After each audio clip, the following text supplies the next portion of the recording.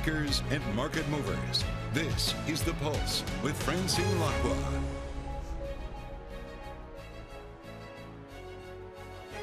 Well, hi everyone and welcome to The Pulse. I'm Francine Lacqua, this time from Singapore with the conversations that matter, and here's what's coming up on today's program. UBS shares rally on client inflows and cost-saving goals despite the bank posting its first quarterly loss in almost 6 years following the integration of Credit Suisse. China's trade data offers a mixed economic outlook. Imports higher than expected, but exports suggest global demand for Chinese goods is struggling to gain traction. Plus, Aramco maintains its payout to the Saudi government and investors at more than $29 billion, despite third quarter net income dropping by almost a quarter. So first thing is first, let's take a look at the European markets map. A lot of the focus, of course, is on what the Fed said will do or won't do. Now, the focus today is stocks actually retreating somewhat. The dollar rising again after the Fed. Policymakers seem to have dampened some hopes of speedy interest rate cuts from the U.S. central bank. Now, if you look at dollar and U.S. Treasury yields, they rose for a second day after we heard from the Minneapolis Fed President, Neil Kashkari, saying really it's too soon to declare a victory over inflation. He did also say that over-tightening monetary policy is preferable to doing too little. Then in the last couple of minutes, Anna Edwards actually broke the story on air for us. Telefonica Deutschland shares rising some 42% after an offer on Telefonica. Telefonica offering to buy shares it did not already own in its German unit, Telefonica Deutschland, for €2.35 per share. That's according to a statement, and you can see on the back of that, Telefonica Deutschland going to $2.35 as expected, up 38%. Now we're here in Singapore for Bloomberg's New Economy Forum, which gets underway tomorrow, Wednesday. This year's theme, embracing instability. Now we'll be hearing exclusively from world leaders, from policymakers and executives on inflation, geopolitical tensions, the rise of artificial intelligence, and the climate emergency. On Thursday, we'll also have a sit down with the UBS chief executive Sergio Ermotti. Now, speaking of UBS, a Swiss lender this morning posted its first quarterly loss in almost 6 years as the ongoing integration of Credit Suisse drags on the bank's performance. Now, UBS says it has now pretty much stabilized its former rival Credit Suisse. It's also warned investors to expect another $1 billion of integration costs in the fourth quarter. So let's get straight to Bloomberg's Guy Johnson, who's in Zurich with the very latest. So, Guy, it's unclear. I mean, it seems positive news overall because UBS shares are gaining 3%. What did you learn? Look, this is a really messy set of numbers, Francine. The market's kind of feeling its way through them. There is no comparison here that you can make to any other quarter. In terms of estimates, I'm not sure really how much value they are. We're kind of feeling our way through this process, as is obviously senior management at UBS. Look, I think the market is signaling that there are probably more positives than negatives here. They've stuck to their 2026 targets, which I think a few analysts were concerned were a little too optimistic. There seems to be signs of stabilization in terms of the client story at Credit Suisse. That's great news. The cost story is coming through maybe a little lighter than anticipated. But to be honest, Francine, this is a bridge quarter. We're waiting for the full year. We're waiting for the big strategy update. We're waiting for the 3-year plan. That's what the market is looking at next. This is an incredibly messy set of numbers. The market's kind of feeling its way through it, but really waiting for that big event at the full year. So it does seem, Guy, the advisory business has outperformed some of their peers. What are some of the big questions that people are waiting for? Is what does this bank become in 3 years, or is it just on cost cuts and job losses? I think it's all of those things, isn't it, Francine? We are in the midst of a really big integration. We haven't seen an integration like this for decades. The cost story, the integration, the IT, the personnel, all of that sort of stuff's really going to matter. This is a massive opportunity for UBS. What the bank becomes going forward, I think we're going to have to wait for the full year to figure that out. The advisory business has done a little bit better, but maybe in other areas than the iBank, maybe we haven't done as well. I think the big question a lot of people are going to be asking themselves at the moment is kind of how distracted is management? And it's interesting you bring up these sort of two areas. How distracted is management going to be by the integration? And will it have the bandwidth to also focus on kind of what the ongoing business is going to be looking like, what the iBank is going to be looking like, what advisory is going to be looking like within that, what trading is going to be looking like within that, making sure that they can retain people. They're clearly putting some money aside to make sure they can retain people. But this is a really complicated process that management is going to be going through here. It is very messy, and that, I think, is reflected in the numbers. I think the market's just breathing a sigh of relief, kind of, from the signals thus far that things basically are on track. And I think we're just waiting for more details. There's no kind of landmines within these numbers. Progress is clearly being made, but we're going to have to wait for the full year before we get the full picture. Guy, thank you so much. Great reporting there on the ground in Zurich. Our Guy Johnson in Zurich on UBS. Now, after the best week of the year for U.S. stocks, JPMorgan's Marko Klanovic says equities will soon be unattractive to investors again. That's as a prospect of sustained elevated interest rates and, of course, slowing growth comes back into focus. Well, joining us now is Grace Peters, Global Head of Investment Strategy at JPMorgan Private Bank. Grace, great to have you on the program. When you look at, I guess, the bets of the markets of cuts from the Fed, are you confident that they're not going to continue raising rates for too much longer? Good morning, Francine. So lovely to be here. I think there's no doubt that the trajectory of interest rates is going to be a key driver of stock markets over the short term, but also over the longer term. In the short term, we've got this data dependency coming through, and we do think that the last Fed hike has been enacted, and also the last ECB hike, that we're going to be on this, higher hold until the middle of next year. So if I look at market pricing for the Fed specifically, I think it could be a little bit over-optimistic starting to price that first hike in June. It might come, a little later in the summer than that. And on the flip side, ECB pricing, perhaps you could see ultimately the ECB move a little bit earlier than current market pricing. But I don't think we're out of the woods yet. I don't think any central banker will want to declare victory on inflation, thus the data dependency, and therefore markets are, to some extent, beholden to the rate outlook. And just to extend on why I think that's here to stay for the long term as well, we are in the midst of a regime shift. We're moving away from a world, I think, where monetary policy will be ultra-low, negative in some parts of the world, and to a place where you've got upside risks to inflation over the longer term. And that means that, the Fed put that many have relied on over a couple of decades might not be something we can rely on over the next 10 years.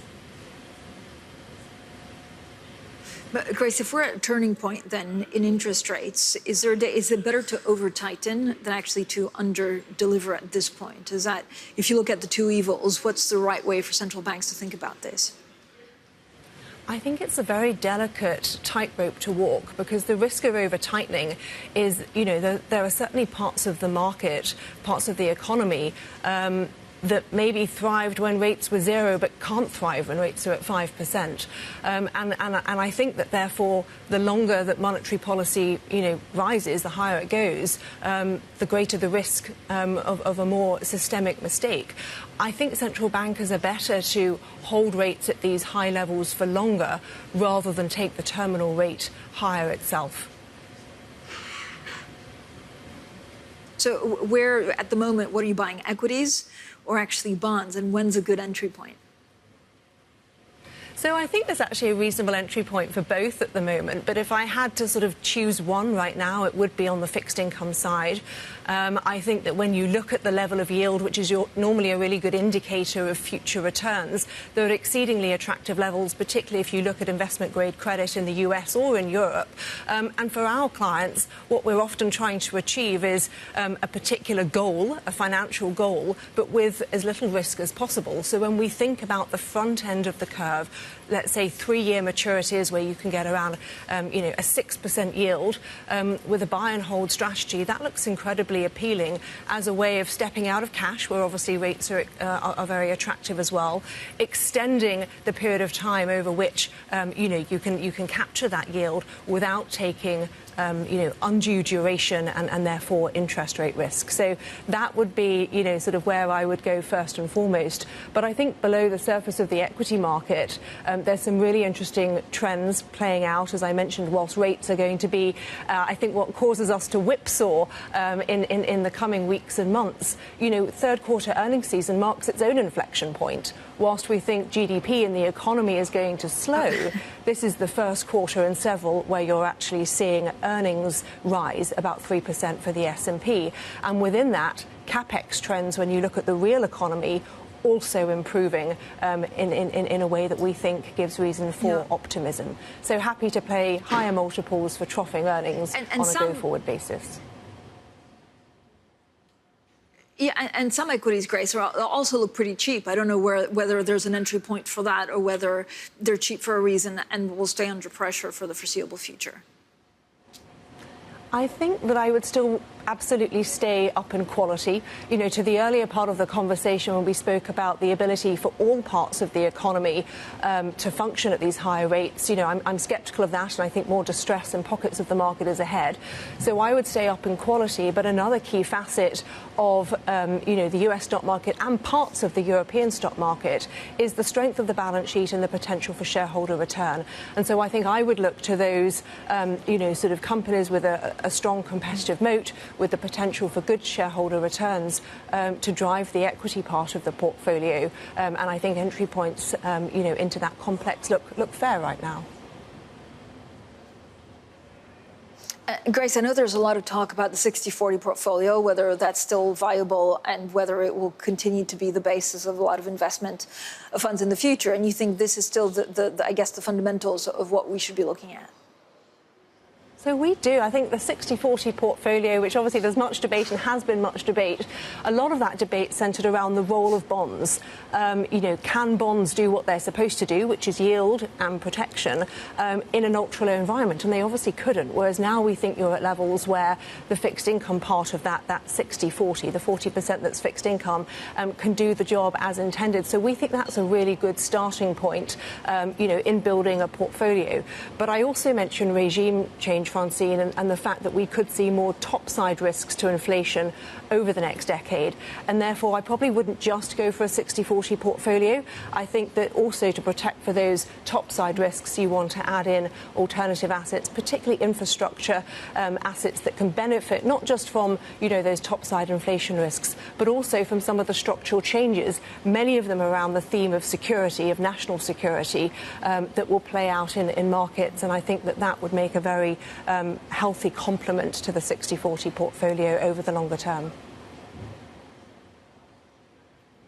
Grace, as always, thank you so much for joining us. Grace Peters, Global Head of Investment Strategy at JPMorgan Private Bank. Now, we'll be back. We have plenty more, of course, on investing, especially in China. China's export slump unexpectedly deepened last month as the country tries to stabilize its economic recovery. More on that and the country's latest property developer troubles next. This is Bloomberg.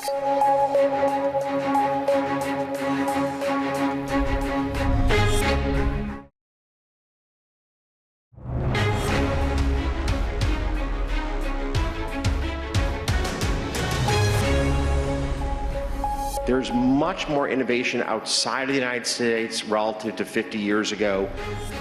This morning I was with one of the prominent Chinese business leaders. The management teams in China are extraordinarily capable. They produce extremely competitive products on the global stage. They lead in many areas that are important to the world: solar, EVs. These are really important competitive advantages that exist in China. Companies, great management teams, great products.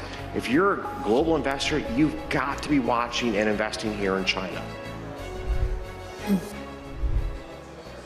Ken Griffin there, the Citadel co-founder and chief executive officer. Now joining us for a rundown of China's October trade data and more is Bloomberg's Shanghai bureau chief, Charlie Zhu. Charlie, thank you for joining us. So what do the figures out today actually tell us about the state of the Chinese economy? The October trade data offered some quite mixed picture for the outlook of China's economy. So today's figures show imports rose 3% last month. That's the first increase in about 8 months, which is good. And also that, compare with a consensus forecast, which is for a drop. So import did extremely surprisingly well last month. That probably signaled a rebound in Chinese consumer confidence. But exports fell more sharply than expected, and that shows just shows uncertainty still remains in terms of global demand for Chinese goods, and exports to China's major markets, including Europe and the U.S., dropped double-digit in the first 10 months, which is not a good sign for the economy. The broader picture is China's government has done made tons of efforts to prop up the economy. It has, cut interest rates. It has, boosted deficit spending.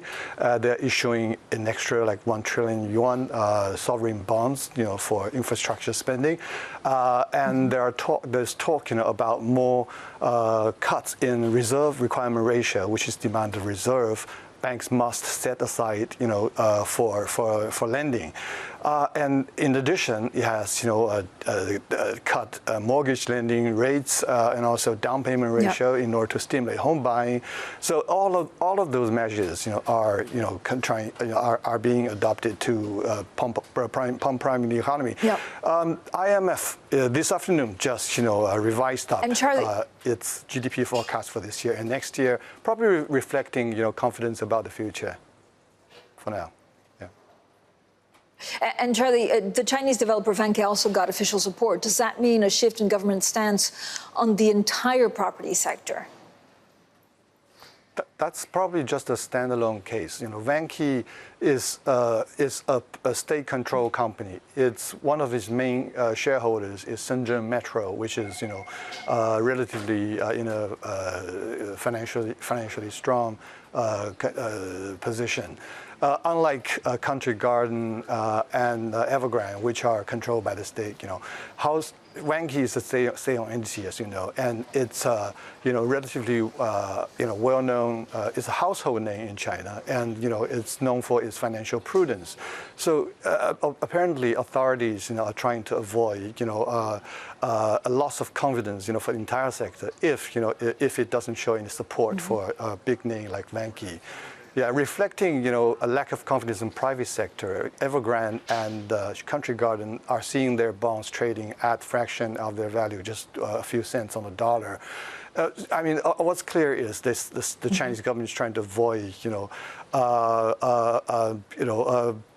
bailout of entire sector of individual developers, but you definitely want to achieve a soft landing of the overall sector, which is too important for the overall economy.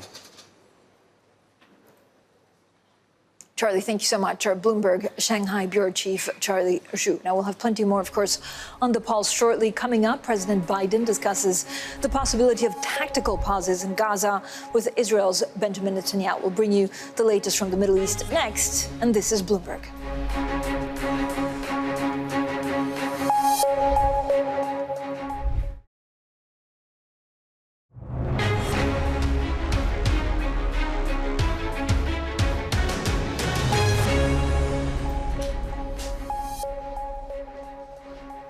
Well, the White House says President Biden has discussed the possibility of tactical pauses in fighting during a phone call with Benjamin Netanyahu.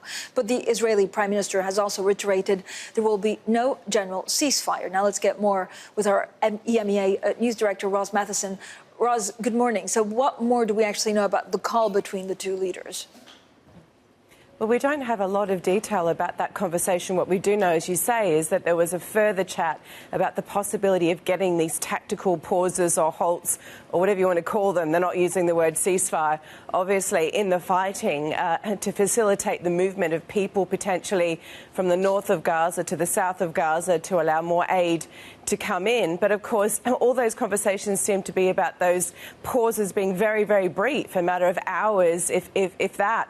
And what that achieves is hard to see, because how do you get a lot of people on the road in that shorter period? And Hamas has shown no great inclination either to allow people to move from the north to the south. So all this conversation seems to be about very, very brief windows in time, with a lot of questions about what that might actually achieve, and no one really willing to put on the table a proper conversation conversation around a ceasefire. But what you are taking away from that latest conversation between the leaders of the US and Israel, and they've talked several times, obviously, since the war broke out, is, again, the rising level of concern in the US also about the situation inside Gaza itself. So what is the situation on the ground in Gaza? Well, obviously, as we enter the second month of this conflict and about sort of 2 weeks into the ground war inside Gaza, we know the fighting continues. We know that Israeli troops have essentially encircled Gaza City. There's been limited operations inside Gaza City, but a real sort of proper ground war inside Gaza City is likely in the next day or two. And what that means, of course, is door-to-door fighting and a further escalation.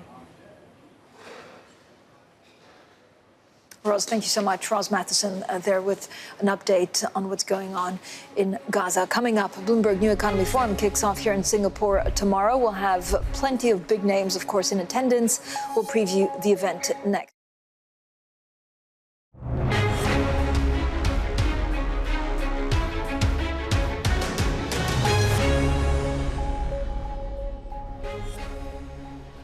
UBS shares rally on client inflows and cost-saving goals, despite the bank posting its first quarterly loss in almost 6 years following the integration of Credit Suisse.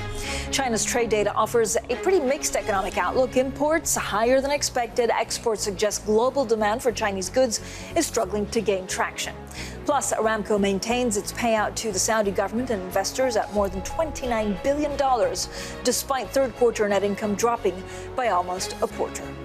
Well, good morning and good afternoon and welcome to The Pulse. I'm Francine Lacqua here in Singapore. Now, here at Bloomberg's 6th annual New Economy Forum in Singapore, this year's theme is embracing instability.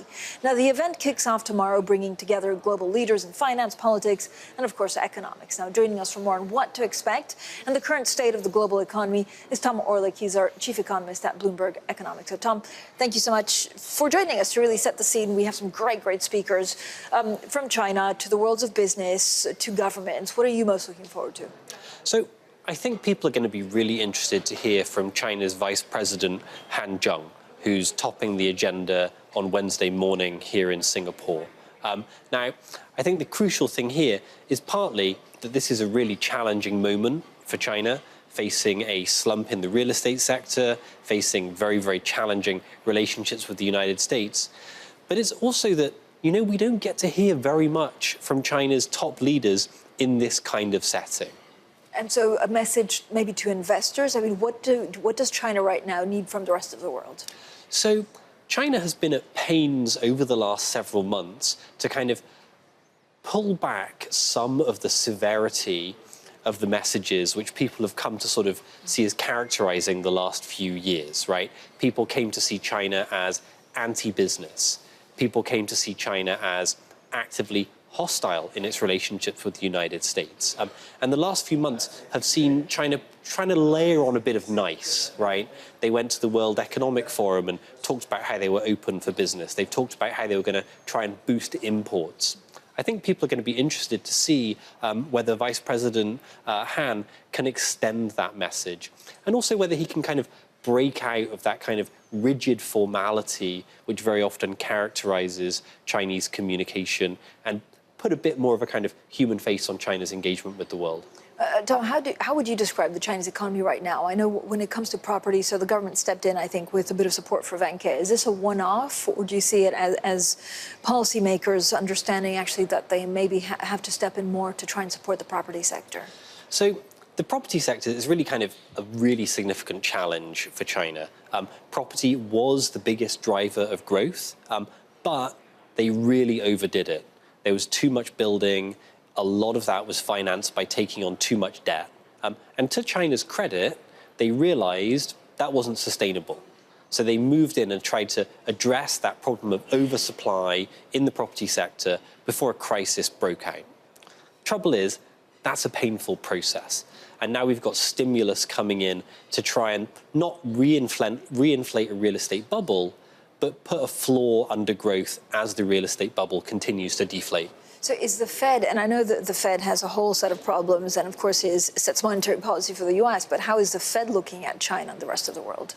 So the US is a continental economy, right? It's a continental economy. And what that means is what happens in the rest of the world is kind of important, but it's really not that important. It's really domestic drivers which matter most for the Fed. So there's a nightmare scenario where China's real estate slide turns into a real estate crash, and that starts to hit commodity prices, it starts to hit global financial markets, and the Fed says, you know what, this is serious, we have to start taking this into account. That's happened in the past. That happened in 2015 when China's equity markets and China's yuan were melting down. But we're not there yet. And I think what the Fed is going to be looking at much more closely is what they see on unemployment, where we're expecting a tick up, and what they see crucially on inflation. But there's no, and the market at some point always tries to price in cuts. Are we there yet? So our expectation, our base case for the United States is that all of the tightening we've seen from the Fed so far tips the economy into a shallow recession at the end of this year and extending into 2024.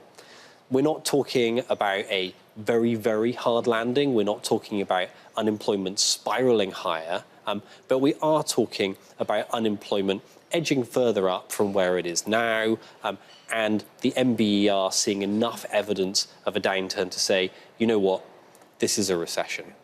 Now, on that scenario, the Fed is done. There's no more rate hikes, and as we get into 2024, cuts start coming onto the table. So we heard from one of the Fed presidents, and it was interesting. He was saying, look, if you look at the juncture in time, it's better to over-tighten, so actually maybe increase interest rates by a little bit too much rather than underdo it. Is he right, or what's the biggest policy mistake right now? So I think if we sort of roll the clock back 6 months, certainly if we roll back the clock a year, when inflation was way above the Fed's target and there was deep concern about inflation expectations taking off and a wage price spiral, certainly you could make a case that doing too much was better than doing too little. As we approach the end of the Fed tightening cycle, I think the risks look a little bit more evenly balanced on both sides. I mean, we have also quite a lot of corporates here at the New Economy Forum, so we'll be joined by the UBS chief executive. We have a number also of Chinese entrepreneurs and businessmen. Are you still surprised that we haven't seen more defaults or more of an impact on these rising interest rates in the real economy?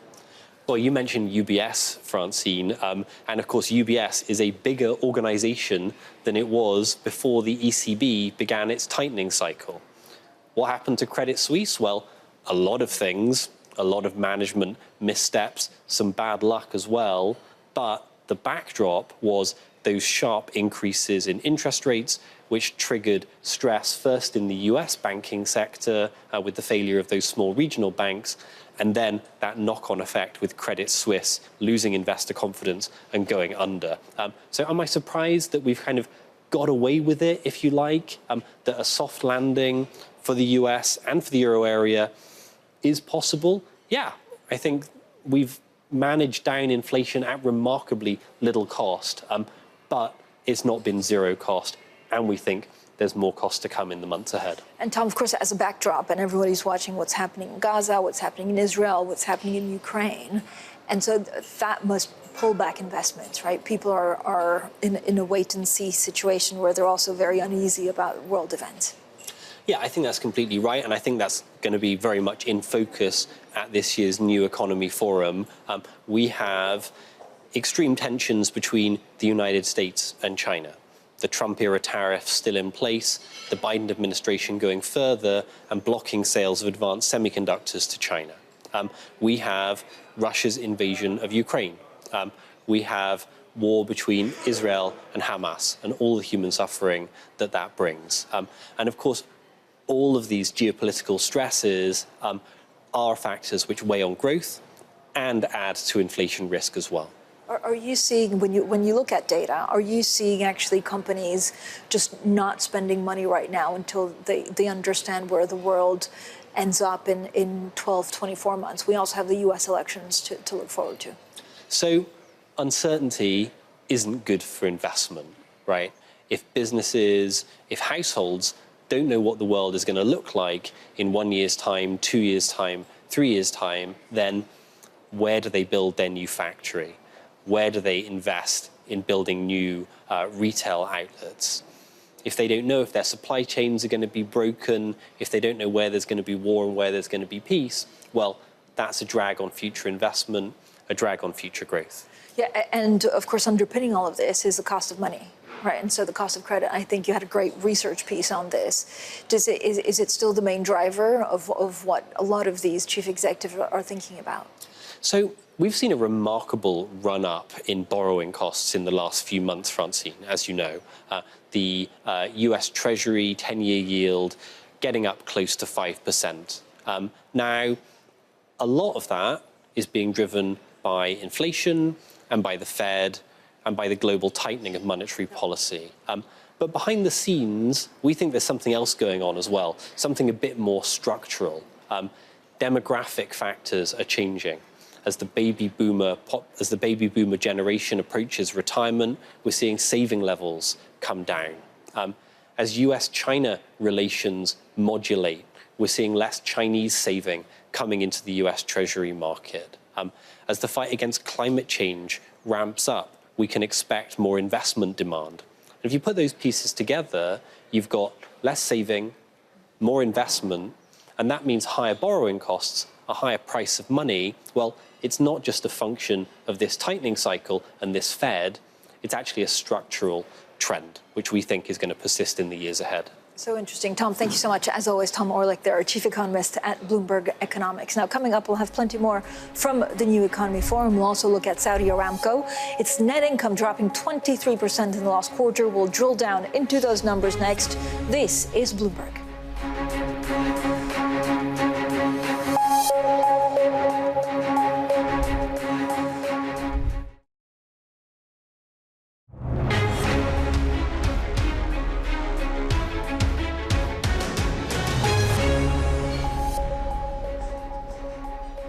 The conversations that matter, the insights you need. This is a Pulse, and I'm Francine Lacqua here in Singapore. Now let's talk oil. And Saudi Aramco is maintaining its payout to the government and to investors at $29 billion. Now that's despite third quarter net income falling 23% compared to a year earlier. Now for more, let's bring in Bloomberg's Middle East energy markets reporter. He's Anthony Di Paola. Anthony, great to speak to you. So a challenging quarter for Aramco. What do we take away from the earnings? Yeah, good morning. Well, that was in line with what a lot of the industry was doing. A lot of the companies, the big oil IOCs that reported last week, were showing that the profit had come down from last year when we had those bumper profits because of all the volatility in the oil market, the Russian invasion of Ukraine that pushed oil up to an average near $100 last year. We've seen that come down, so that decline in the oil prices has been hurting earnings. But what Aramco's done here is they've taken some of those bumper profits from last year and they're using those to create part of this special dividend that they're giving out this year. So last quarter and this quarter, they've given out this special dividend on top of their already generous regular dividend. So that's about, as you said, about $30 billion that they're returning to shareholders, mainly the Saudi government, which is really reliant on that oil income to support all those ambitious growth targets that is trying to move that country into being ready for this post-oil age, Francine. So, Anthony, how is the Middle East conflict and production cuts actually impacting oil? Yeah, well, oil's come back down to even below where we were before the Hamas attack on Israel on October 7th. So we've kind of lost all of that war risk gain. So showing that the market is really shrugging off the risk of that conflict, broadening to a broader regional conflict that could impact oil supplies to the region. We've got these lingering concerns about demand, mainly in China, and some worries about whether the Fed is finished tightening or not tightening, and how that's going to impact the economy there. So these things are really playing into the oil price, creating some concerns for the future, and that's what's keeping Saudi Arabia and their partners Russia, leaders of the OPEC Plus group, on that track of cutting production. They just said over the weekend here that they would continue their rounds of unilateral cuts through the end of the year, through December, and they left open the possibility to continuing those next year. So those concerns are not going away in terms of sluggish demand, even though Saudi Arabia and OPEC see that longer-term picture still one of increasing demand. But they are concerned about the medium short term, and so that is going to continue to weigh on the mines here, potentially weigh on the oil price and the earnings of companies like Aramco, Francine. Anthony, thank you so much. Anthony DiPaolo. There are plenty more, of course, to come from the New Economy Forum here throughout the day and over the coming days. This is Bloomberg.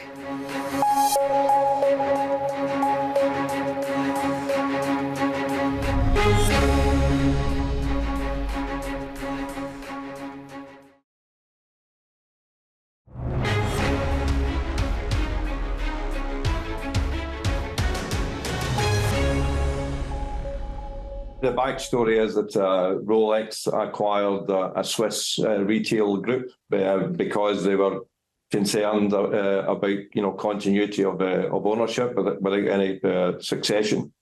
So they did, I think, what was a very elegant thing and just acquired the group. Rolex make a lot of investments that they handle, as investments, hands off, and they've been completely clear and reassuring us that's the intention here. They're not going to get involved operationally. And nothing changes. I've had that reassurance. I've been able to confirm it to the market. So it's not something that affects our business model or plans at all. We're confirming that that's the case again. We've actually got the biggest and longest list of projects that we're doing with Rolex over the next 2, 3, 4 years. So it's been a bit of a non-issue and an overreaction of the market. Yeah. Talking about consumers and their appetite for luxury watches at the moment, are you seeing any changes in appetite, in waiting lists for luxury watches at this point? We're always looking for clues as to whether there are any cracks. Yeah, no, honestly, there's no change. More than half of our business we sell to clients on what we call the registration of interest lists. Those lists continue to grow, actually, and conversion of the lists when we contact the clients is very good.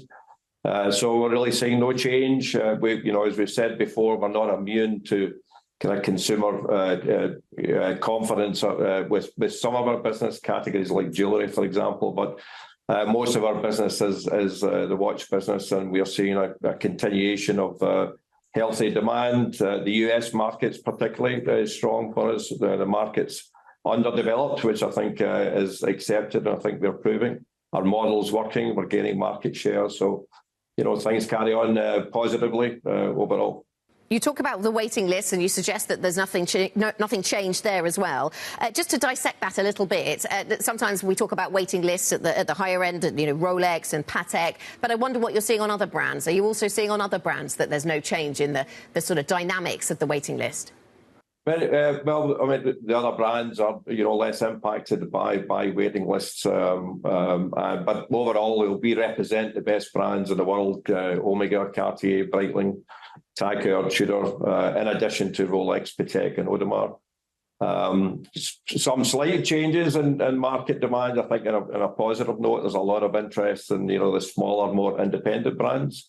Again, particularly in the US, where you get a lot of innovation and a lot of difference.